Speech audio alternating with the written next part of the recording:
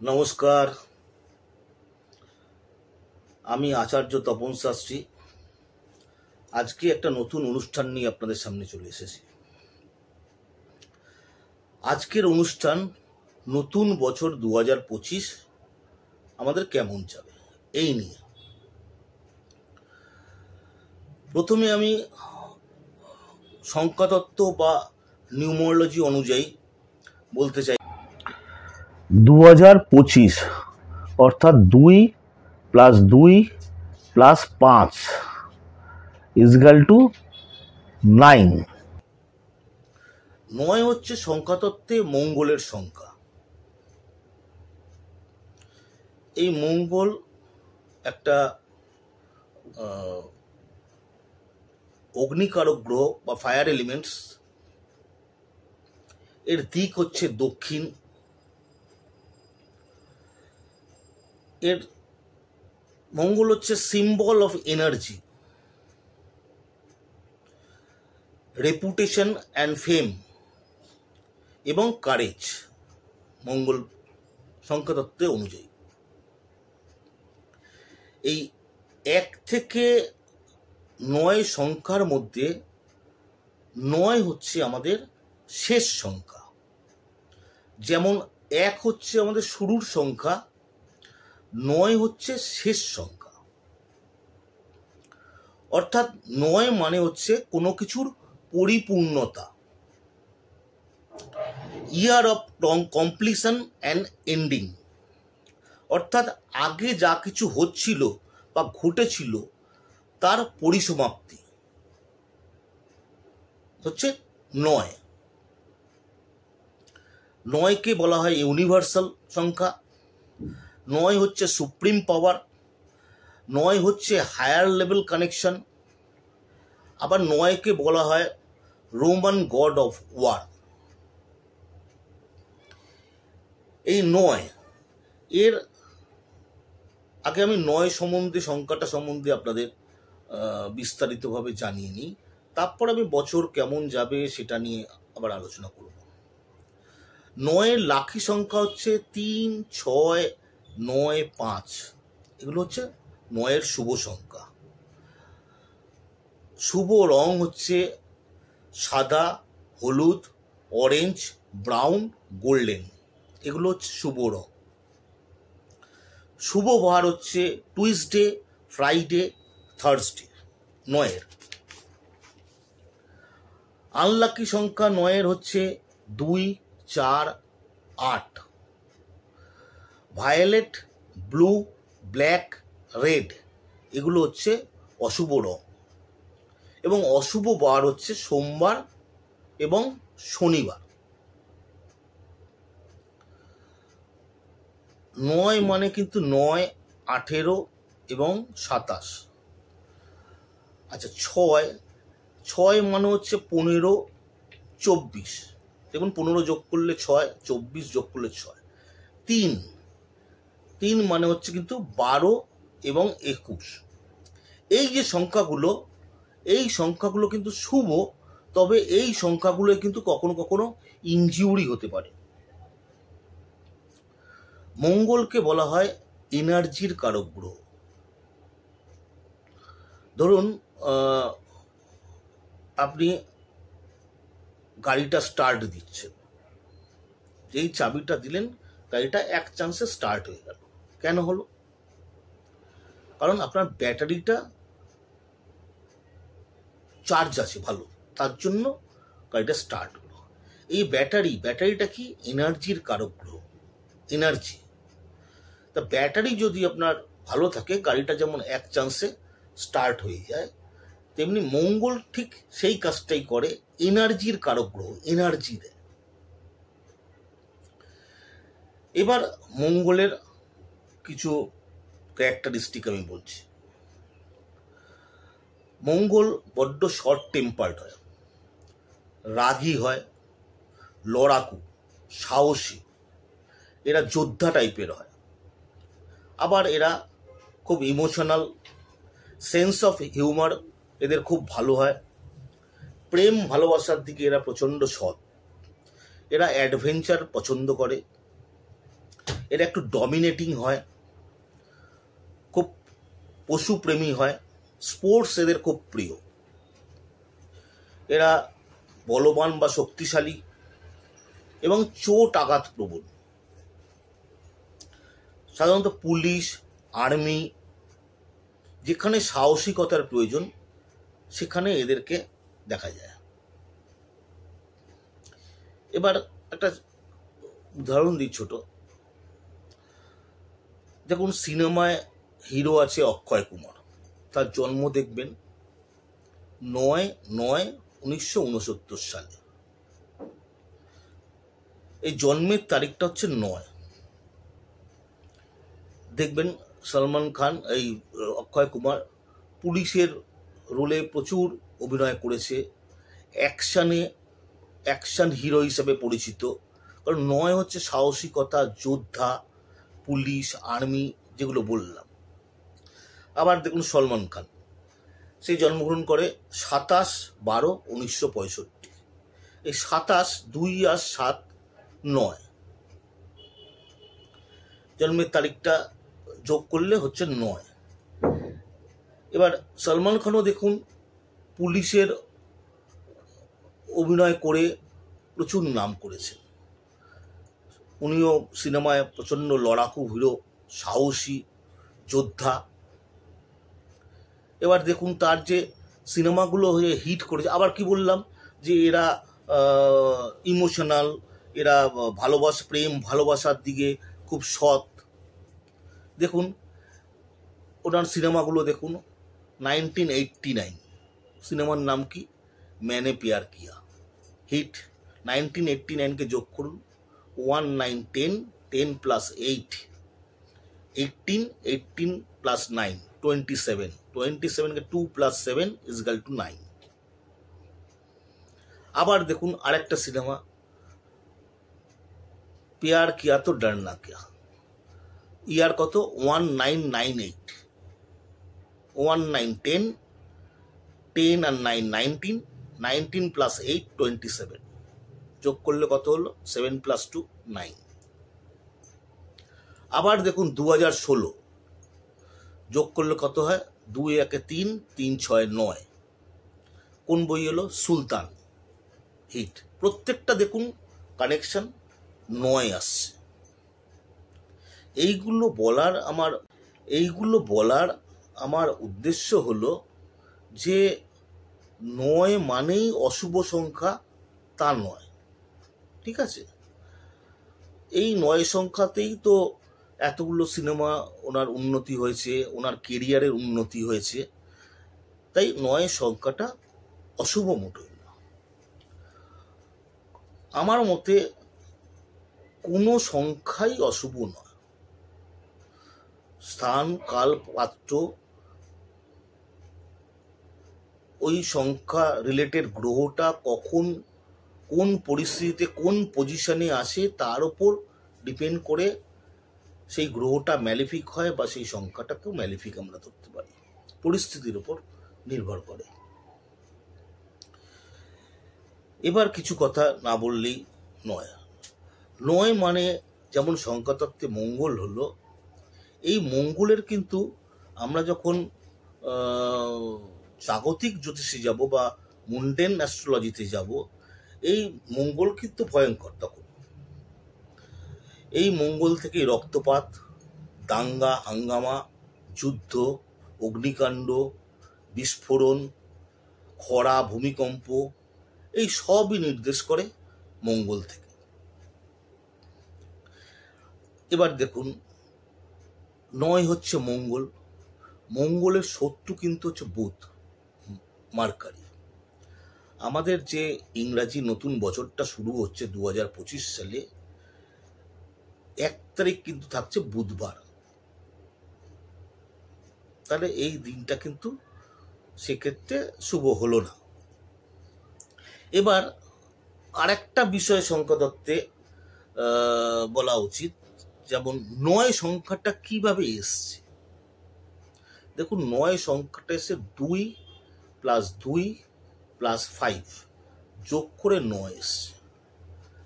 এবার 2 কোন গ্রহের প্রতীক 2 হচ্ছে চন্দ্র, আর 5 কোন গ্রহের? 5 হচ্ছে বুধ। তার মানে চন্দ্র এবং বুধ এই দুটোর কম্বিনেশনে আমাদের এসছে মঙ্গল 9। এবার মঙ্গলের শত্রু কিন্তু হচ্ছে বুধ, চন্দ্রের কোনো শত্রু নেই। আবার বুধের শত্রু কিন্তু আবার চন্দ্র। তার মানে এই কম্বিনেশনটা কিন্তু ভালো আসেনি।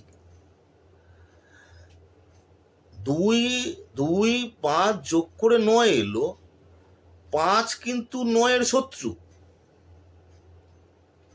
আবার 5-এর শত্রু 2।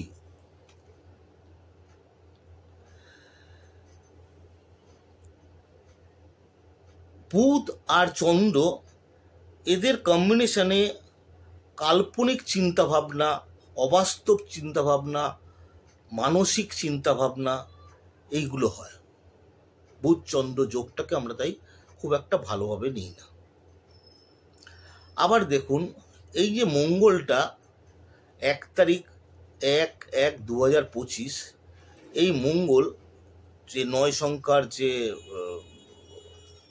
সিম্বল হচ্ছে মঙ্গল গ্রহ, সেই মঙ্গল কিন্তু বসে থাকবে কর্কট রাশিতে, যেটা চন্দ্রের ঘর, এবং সেই ঘরে মঙ্গল কিন্তু নিচস্থ হয়। এবং আরেকটা কথা বলা দরকার, চন্দ্র মানে হচ্ছে রাশি, আর ভারতবর্ষের রাশি হচ্ছে কর্কট রাশি, সেখানে মঙ্গল বসে থাকছে। তার মানে মাঙ্গলিক যোগে বছরটা শুরু হচ্ছে। তাহলে এই 2 2 + 5 করে যে 9 এলো, এই যে 9টা গঠন হলো, এই 9-এর গঠনটা কিন্তু খুব একটা শুভভাবে হলো না।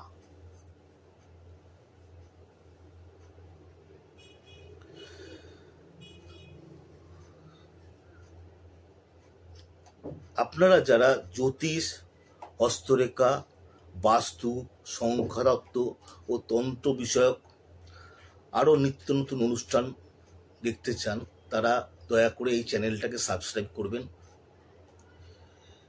এবং যাদের আমার অনুষ্ঠানটা পছন্দ হবে তারা শেয়ার ও লাইক করে দেবেন একটু। এবার আমি একটু অন্য আলোচনায় যাচ্ছি। দেখুন, আমাদের যে নতুন বছরটা শুরু হচ্ছে, সেই সময় রাশিচক্রে আমাদের ভারতবর্ষের হচ্ছে বৃষ লগ্ন এবং কর্কট রাশি। স্বাধীনতার পরে আমরা এটা ধরি, এবং যদি ভারতবর্ষের স্বাধীনতার আগে আমরা রাশিচক্র বিচার করি, তখন কিন্তু আমরা ভারতবর্ষকে মকর রাশি ধরি। যেহেতু আমরা স্বাধীন হয়ে গেছি, সেই জন্য আমরা বৃষ লগ্ন কর্কট রাশি ধরেই, কর্কট রাশি এবং পুষ্যা নক্ষত্র এটা ধরেই আলোচনা করছি। দেখুন, ভারতবর্ষের সেই সময় এই 1/1/2025 যে বছরটা শুরু হচ্ছে, সেই সময় কিন্তু রাশির ওপর মঙ্গল, মানে অ্যাকুইট মাঙ্গলিক যোগ দিয়ে বছরটা শুরু হচ্ছে। এবার বছরের শুরুতে শুভ গ্রহ বৃহস্পতি বৃষ রাশিতে বকরি থাকছে। এটা কিন্তু আমি মুন্ডেন অ্যাস্ট্রোলজি বা জাগতিক জ্যোতিষ হিসেবে বিচার করছি। দেখুন, জ্যোতিষ কিন্তু একটা হচ্ছে মানুষের ভাগ্য বিচারের জন্য জ্যোতিষের একটা আমরা আলোচনা করে থাকি। সেক্ষেত্রে আমরা যেভাবে রাশিগুলোকে, ভাবগুলোকে আমরা বিচার করি, আর জাগতিক জ্যোতিষে কিছুটা কিন্তু আলাদা। জাগতিক জ্যোতিষ হচ্ছে বা মুন্ডেন অ্যাস্ট্রোলজি হচ্ছে যে আমাদের বৃষ্টিপাত কেমন হবে, পড়োশি রাজ্যের সাথে সম্পর্ক কেমন হবে, প্রজারা কেমন থাকবে, রাজনৈতিক কোনো দামাডোল হবে কি না, এইসব যে বিচারগুলো, দ্রব্যমূল্য বৃদ্ধি কেমন থাকবে, এইসব বিচারগুলো হয় জাগতিক জ্যোতিষ বা মুন্ডেন অ্যাস্ট্রোলজি থেকে। তাই এই বছরের যে শুরুটা যেভাবে হচ্ছে, এটা আমি এখন মুন্ডেন অ্যাস্ট্রোলজি হিসাবে বিচার করছি। ওই সময় কিন্তু দেখুন একাদশে, দেশের রাশির একাদশে, কর্কট রাশি আমাদের, তার একাদশ ঘর, সেখানে বৃষ রাশি, সেখানে বৃহস্পতি বকরি অবস্থায় থাকছে। এই বছরের শুরুতে যখন বৃহস্পতি বকরি হয় তখন কিন্তু দেশের জনগণের বহুবিধ কল্যাণ হয়। আবার দেশের রাশিতে বছরের শুরুতে মঙ্গল বকরি হচ্ছে, এক্ষেত্রে কিন্তু দ্রব্যমূল্য বৃদ্ধি পায়, রাজনৈতিক মতবিরোধ তৈরি হয়, অপর রাষ্ট্রের সাথে বিরোধ তৈরি হয়। আবার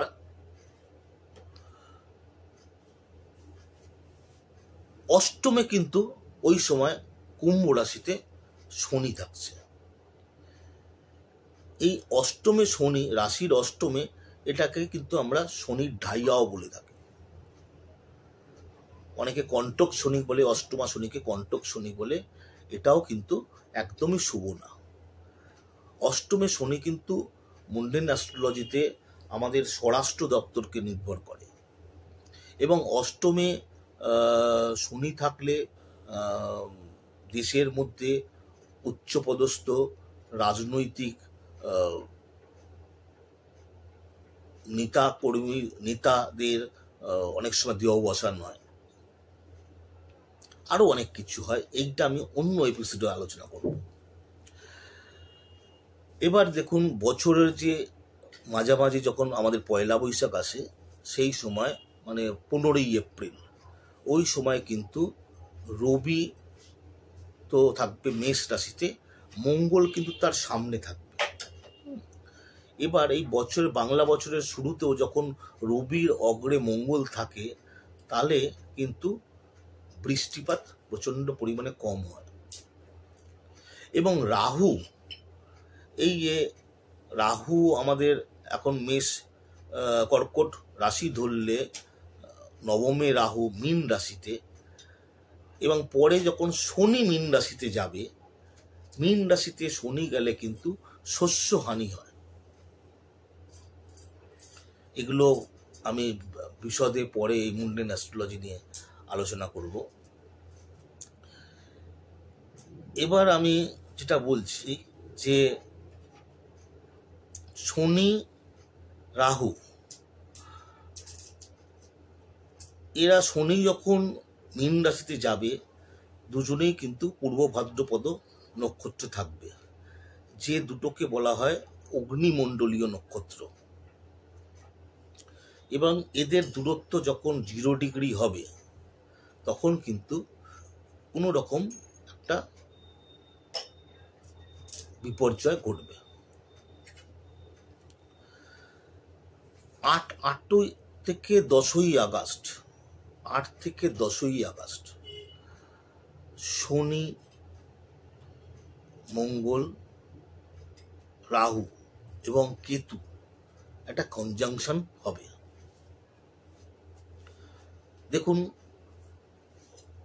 মুন্ডেন অ্যাস্ট্রোলজিতে কিন্তু কনজাংশনই আসল কথা। গ্রহদের শত্রু মিত্র বা দৃষ্টি, এগুলোকে কিন্তু খুব একটা ধরা হয় না। ধরুন 45 ডিগ্রি, 90 ডিগ্রি, 180 ডিগ্রি, 22.5 ডিগ্রি, এগুলো খুব খারাপ কনজাংশন।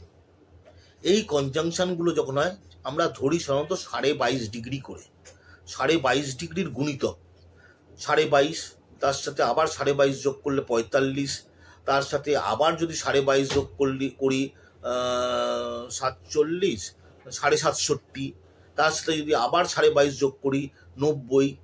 এই যে ডিগ্রিগুলো আসবে, এক একটা গ্রহের সাথে একটা গ্রহের যখন এই ডিগ্রি ডিফারেন্সটা হবে, সেই সময় কিন্তু কোনো ভয়াবহ ঘটনা ঘটবে। সেটা প্রাকৃতিক হতে পারে, বা আমাদের সাথে অন্য দেশের কোনো রকম সম্পর্কে বাধা সৃষ্টি বা কোনো আকস্মিক ঘটনা ঘটতে পারে, এই ধরনের কোনো ঘটনা ঘটতে পারে। এবার আরেকটা জিনিস দেখুন, যেটা নাকি বিরল ঘটনা, মানে আমি তো আমার জীবদ্দশায় পাইনি, যে একটা বছর এই 2025 সালে 4টে গ্রহ কিন্তু, মানে ভারী গ্রহ, তারা তাদের নিজেদের ঘর পরিবর্তন করছে। রাহু, কেতু, শনি, বৃহস্পতি। এটা কিন্তু বিরল ঘটনা।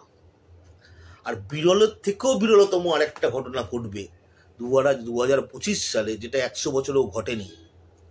আমরা জানি বৃহস্পতি প্রতি বছর রাশিচক্রে একটি করে ঘর এগোয়। এখন বৃহস্পতি আছে বৃষ রাশিতে। 2025-এ বৃহস্পতি কিন্তু যাবে, তার মানে মিথুন রাশিতে যাবে, একটা ঘর এগোতে পারে। মিথুন রাশিতে যাবে, আবার সেখান থেকে এক ঘর ক্রস করে কর্কট রাশিতে যাবে, তারপর ডিসেম্বর নাগাদ বকরি হয়ে আবার হয়তো মিথুনে ফিরবে। কিন্তু এক বছরের মধ্যে, কয়েক দিনের মধ্যে একটা ঘর ক্রস করে, মানে সেকেন্ড ঘরে ছিল, দুটো ঘরে ট্রানজিট করবে। এটা কিন্তু বিরলের মধ্যে বিরলতম ঘটনা। তাই আমার মনে হয় আমরা এই 2025 সালে অনেক ঘটনা দেখব বা অনেক ঘটনা উপলব্ধি করব।